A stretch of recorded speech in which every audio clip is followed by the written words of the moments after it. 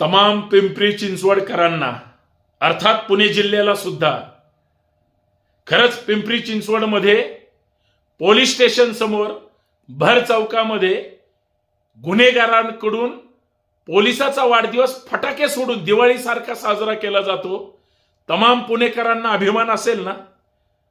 अजूनही माननीय पिंपरी चिंचवड पोलीस आयुक्तांनी त्या पोलीस कर्मचाऱ्यांवर उपस्थित अधिकाऱ्यांवर कुठलीही कारवाई केलेली नाही। पुणेकरांना आणि पिंपरी चिंचवडकरांना अभिमान असेल ना।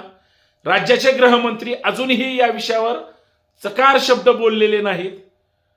पोलीस हे वसुली त्या ठिकाणी करत असतील का, काय गुन्हेगारांशी त्यांचे संबंध आहेत याच्यावर जर कुणीही बोलत नसेल, रक्षकच जर भक्षक होत असतील, गुन्हेगारच जर फटाके वाजवून वाढदिवस साजरा करत असतील तर काय बोलायचं, काय होणार या कायदा सुव्यवस्थेचं।